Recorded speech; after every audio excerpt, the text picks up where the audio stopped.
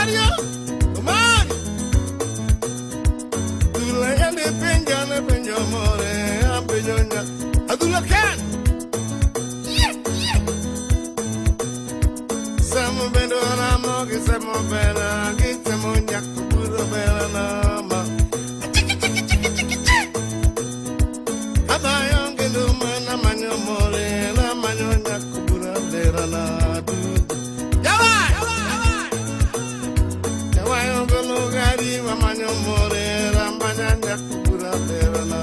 Yudore mane radio Ramogi radio namba chiela radio mami puonj makare madongo ganda weche manyien gi thumbe gi mor kar chunyi kar duoko ni kuom higni 21 mosekalo sa en abirie wange marodi e chieng' Ramogi radio Ramogi kar chuny jaluo. Weche manyien gi Coop Bank.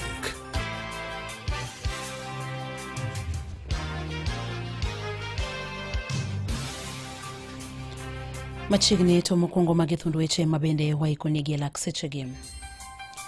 Jatend piny Migosi William Ruto yiero komiti moting'o ji 18 mabende dhi tayo chenro mar chudo ne jogo manoyudo midhiero mopogore e ng'anyo. Komachielo bende ni duol mar gavanas kokalo kuom jakom mar komiti mar thieth mano gavana Mudhomi Njuki okwedo mokalo okang' ma jatend migawo mar thieth Aden Duale nokawo mar daro jochiw thieth mosebedo katie bwo chenro ma Universal Health Coverage nyaka e piny owacho ma counties. Jakom mar komachielo bende ni jopuonjre mag skund sekondar ma St. Stephen's Usigo e kachung'od bura ma Lego Usonga odwok pacho tok ng'anyo mabende ne gibago ka gikwedo japuonj maduong' mar skundno. Machiegni nyinga Roda Odhiambo. Jatend piny Migosi William Ruto yiero komiti moting'o ji 18 mabende dhi tayo chenro mar chudo ne jogo mabende noyudo midhiero mopogore opogore ng'anyo mabende osebed ka ibage pacho kae. E ote mabende ne ogo chap e oboke ma pacho kae, Ruto lero ni komitino e ndalo 120 mabiro manyo yo mar keto e tim chenro makamano. Ngire Makau Mutua biro bedo jakom mar komitino ka jalupne to biro bedo Faith Odhiambo.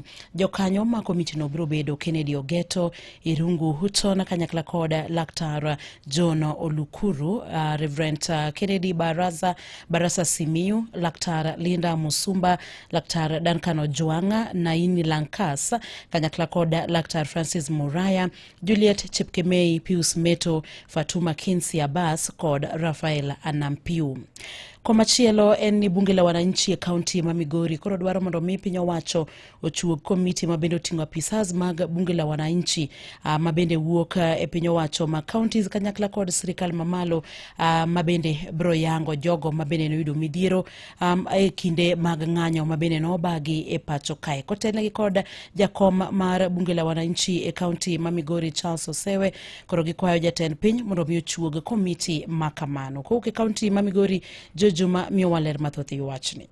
Lendo mosegol kod piny jidhi chul jogo mane ohinyore kod mago manowito ngimagi e kinde tulo mag siasa kawo chakigi mag 2017 medo kelo paro kaachiel kod penjo mopogore opogore. Penjo maduong' maduoko mar rito kod oganda mathoth to wanya jokanyo mag bunge la wananchi e kaunti ma Migori en niere kaka idhing'e jogo mane ohinyore kod mago manowito ngimagi e kinde tulo mag siasa to bende idhi chulgi ka okalo yo mane. Nitie jowa moko manohinyore, wantie kodgi nyaka sani wang'egi nyaka kuonde ma giyudore. Koro ok wadwar ni ng'ato dhi okawo pesa gi nobiro nodhi chulogo jomohinyore to samoro pesa go dhi tiyogo mana yore moko mag siasa mar berore mondo mi okony jogene.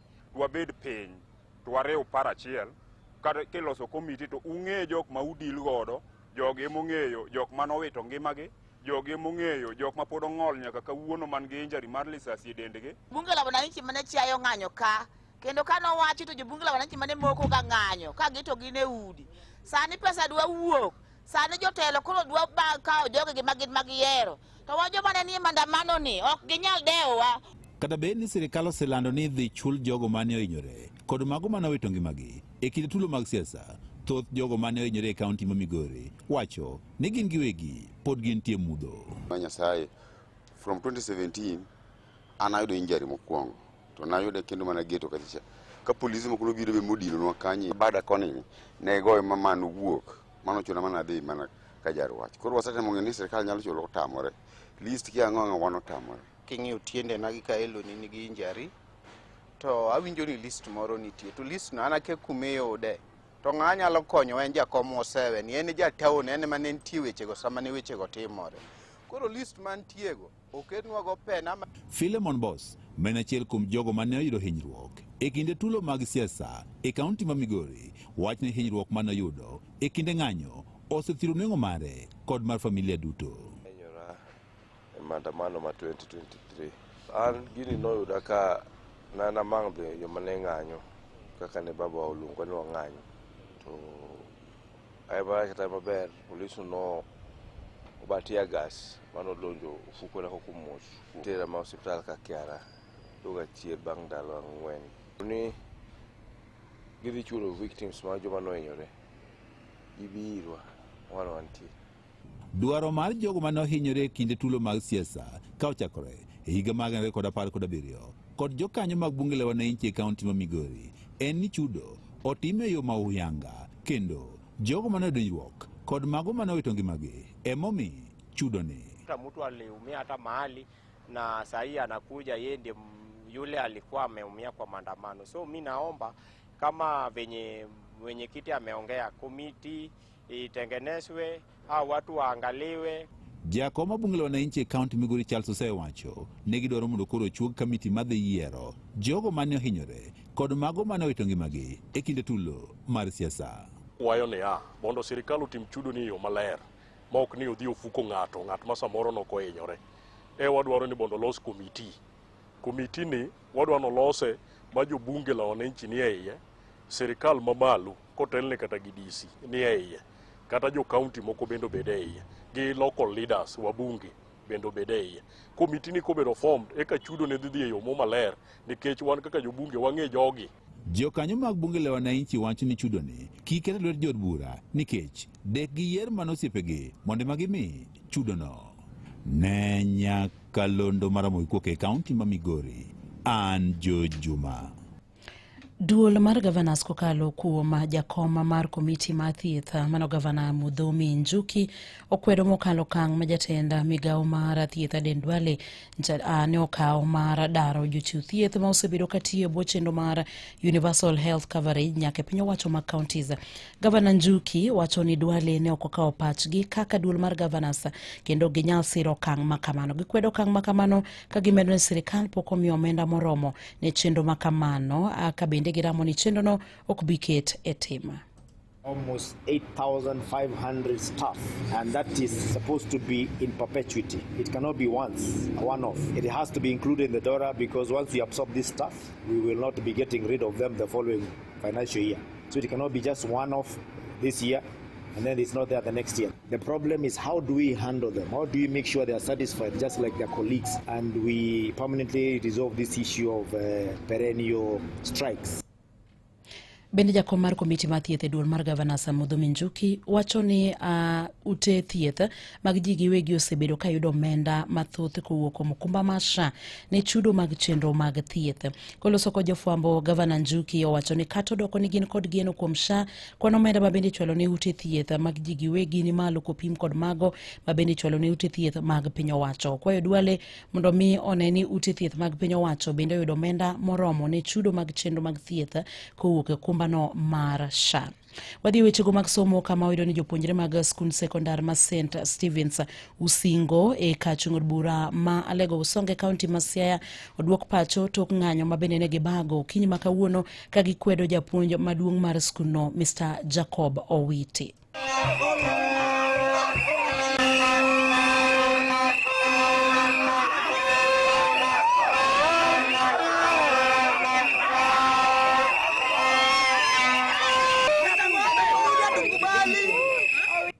Jopuonjrego ne odino rangach maduong' mar skul ka bende giwero wende mag kwedo japuonj maduong'no kendo gidwaro mondo mi dar japuonj maduong' mar skulno ma bende giwacho ni ok osebedo ka tayo skulno e yo makare. First of all, Kenya inatufanya tukue kwa demo leo. Kwanza, choya gal. Ya pili ni diet. Tumechoka na kukula gige. Ya tatu, tumechoka na kufuzwa shule kila siku. Kila wiki tunaenda nyumbani.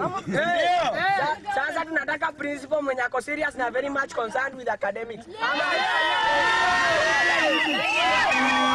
Yanne, tunataka walimu. Hii shule hakuna walimu. Ndio. Na wao wenye wako principal anataka wafukuze abaki na wenye anataka. Tunataka walimu wenye wako serious na academics. Esechege mabende jopuonjre mabende donjo e mbalarianya e kindeni mabende gidhi nyime kod donjo mbalarianya piny owacho ma pacho kayo kwedo mokalo weche mabende liekore ni piny owacho omedo omendano kata school fees mag mbalarianya.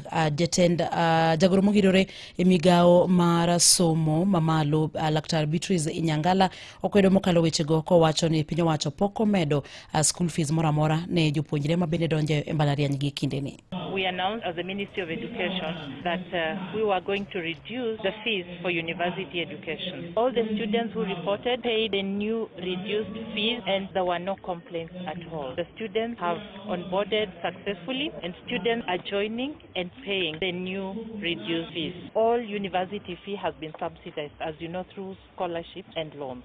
And so the fees payable by students is just slightly over 5,000 to a maximum of 75,000. Imedo winjo weche manyien gi Roda Odhiambo. Wadhi kaunti ma Mombasa kama wayudo ni moko kuom jodak ma Mombasa jowuok tung' mosuo gi okang' mabende jatenda piny Kenya Migosi William Ruto kawo mar chugo katiba day chieng' tarik 27 dwe mar 8 mar yango odiechieng' mabende nochugi katiba mar higa mar 2010. Giwacho ni ogine ber mar yango odiechieng' makamano to chutho ni mar moko kuom chike mabende nokadhie katibano pok okete tim nyaka sani. George Aoko nigi ler mathoth kauke kaunti ma Mombasa. Kuom wach mar Katiba Day ma ker okelonwa ni tarik 27 bedo Katiba Day ni en holiday to ji dhi tich. Kanyo pod aneno ka onge gima gino dwa konyo ga raia ma kawaida kata dichiel. Mano Emmanuel Ouma ma en achiel kuom jodak Malikoni Mombasa kagolo pache wi okang' mane jatend piny Kenya William Ruto kawo mar chuogo odiechieng' moyiedhi midendo ni Katiba Day ma ibiro yangi e higa ka higa tarik 27 dwe mar 8. To nikech kata ka wang'iyo katiba ni makori keto ni Katiba Day ni. Katiba ni mokwongo pok obedo implemented fully. Koro wach mar kelo Katiba Day ni to pod ok obedo fully implemented. Omanisha ng'o? Koketo Katiba Day ere kaka gini konya? To nikech owacho ni Katiba Day dhano dhi e tich kama kawaida. Koro no kete marang'o obedo holiday nang'o? Kane oloso gi nyakalondo mar Ramogi Mombasa, Ouma koni ndhadho mag nyasi mopogore ma itimo e pacho ka osebedo kadok chien ni mar thoth jopiny ok ne ber magikelo. To nikech holidays gi wantie kodo mang'eny. Nitie Jamhuri Day, nitie Kenyatta Day, Moi Day, to magi ema jopiny noseol go te maonge ng'ama dwa mbe kata koluong gi onge ng'ama dhiga kuro. Dhano ok dhi e stadium bedo mane dhoudi. Koro mikelo manyien gi ber magidhi kelo gi nang'o? Kech dhano sega ol. Koro okane tiende holiday moko mikelo ka moko go to ne wasega werego. Rafael Udieny Wakaya en jadak Manyali Mombasa. Ronald Ngala kaachiel gi Mheshimiwa Muliro to kod Jaramogi Oginga Odinga nodhi Lancaster House to kane giduogo katiba mane giduogo wono ema pok olosi nyaka kawuono we kata mana ma 2010 ni rais marwa ma kawuono miluongo ni William Samoei Ruto kethe bang 15 minutes. Koro samo wacho ni otimo promulgation ni obiro bedo holiday ni to ji dhi mana tich. Mano to onyiso ja Kenya modenyo ni okonyo ja Kenya gang'o. Katombo ya ogana to ywak ni thoth weche manie katiba no pok oketie tim nyaka sane. Katiba Day yan kang'iye to okane gimo konyowago. Be noko chuno nikech kawaida wan jo Kenya wang'eyo ni ka holiday nitie to ji yweyo. To mare ni kako it's a working day to okarwake. To be gimomiyo kendo okarwake Katiba 2010 nokele ma okete in place. But jotelo go gin giwegi ogilo katiba. Kiwinjo ni ng'ano timo gini omaki owe. Ng'ano timo gini omaki ogilo katiba. Koro kelo wach bar Katiba Day ni okane it's not necessary. Be koro onge meaning. Maduong' magiwacho en ni jatend piny Kenya ne onego kuong ket maino mar neno ni chike manie katiba no iluwo kapok oketne odiechieng' moyiedhi.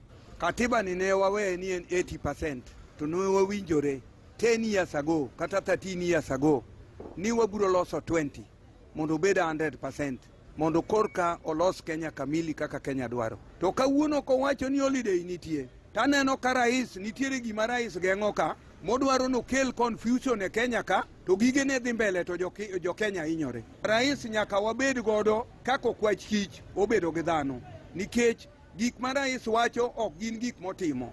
Ne Radio Ramogi e kaunti ma Mombasa, an George Aoko.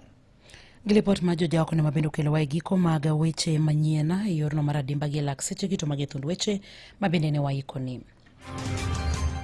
Jatend piny Migosi William Ruto yiero komiti moting'o ji 18 mabende dhi tayo chenro mar chudo ne jogo mabende noyudo midhiero mopogore e ng'anyo. Dur mar Governors kokalo kuom jakom mar komiti mar thieth okwedo mokalo kang' ma jatend migawo mar thieth Aden Duale nokawo mar daro jochiw thieth mosebedo katie bwo chenro mar UHC nyaka e piny owacho ma counties. Jopuonjre mag skund sekondar ma St. Stephen's Usingo e kachung'ud bura ma Lego Usonga oduok pacho tok ng'anyo mabende ne gibago ka gikwedo japuonj maduong' mar skundno. Watudo koromo kanyo saa 8 kod saa 9 ne weche manyien e yo machok to koromo kanyo saa 10 ne mago matuch e kor gwenge.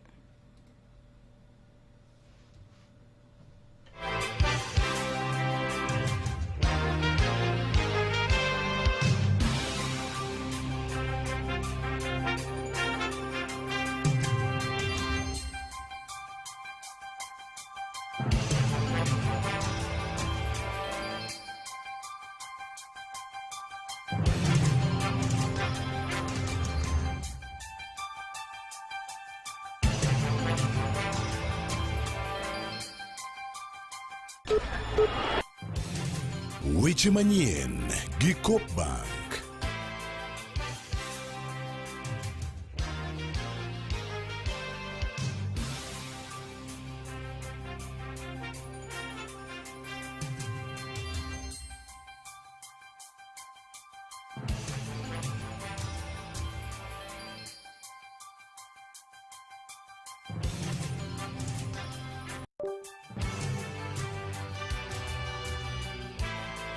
Mago ne weche manyien kokelni gi Coop Bank. E kindeni mag back to school, Coop Bank timo ni chudo mag school fees kod dwachi mamoko e yo mayot maonge stress. Chul school fees e yo mayot kokalo M-Pesa Paybill 400 222. Yud hola mapiyo kokalo M-Coop Cash kata di *667#. Nyiep kitiyo gi Coop ATM card mari kendo ketne nyathini pocket money. Ei Coop prepaid card. Coop Bank. We are you.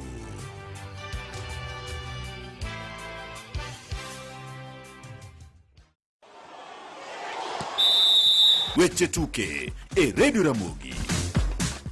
E weche tuke en ni ywaruok mar adhula e kind Kenya gi Tanzania biro chakore kendo manyien na juma manyien seche mabende tim mar Tanzania mar Yanga dhi gocho gi tim mar Bandari e tugo mar osiep mong'ere kaka Taifa Day e alap ma Benjamin Mkapa e piny Tanzania tarik 12 mar dwe mar 9.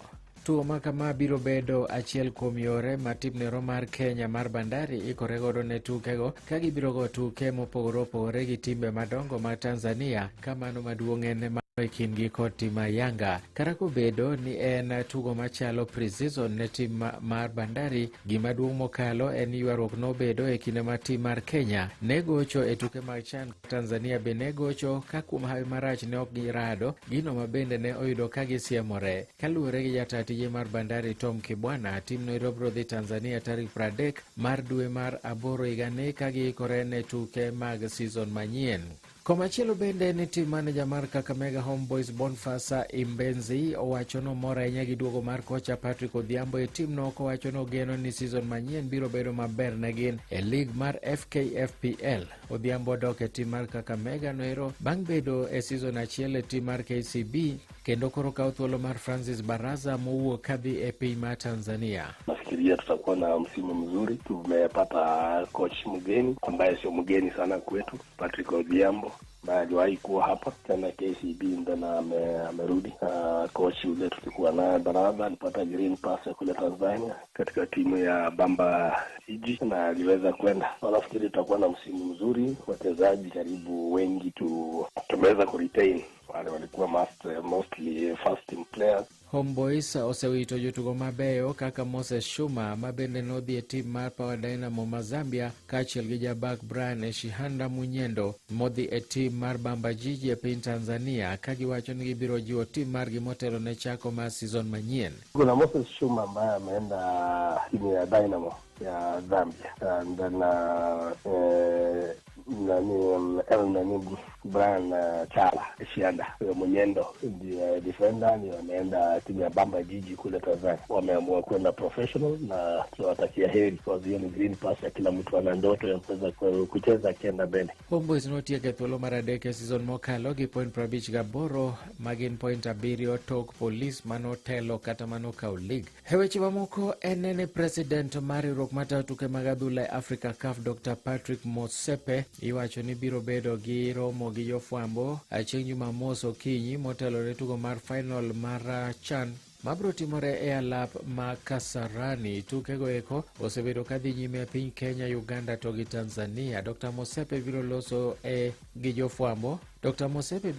jofwambo e magawa ma Kempinski kaluwore gi romo mosebedo mar telo maduong' mar CAF, kama bende giwacho ni gibiro yango weche mathoth motudore gi weche mag adhula e Afrika magin kaachiel gi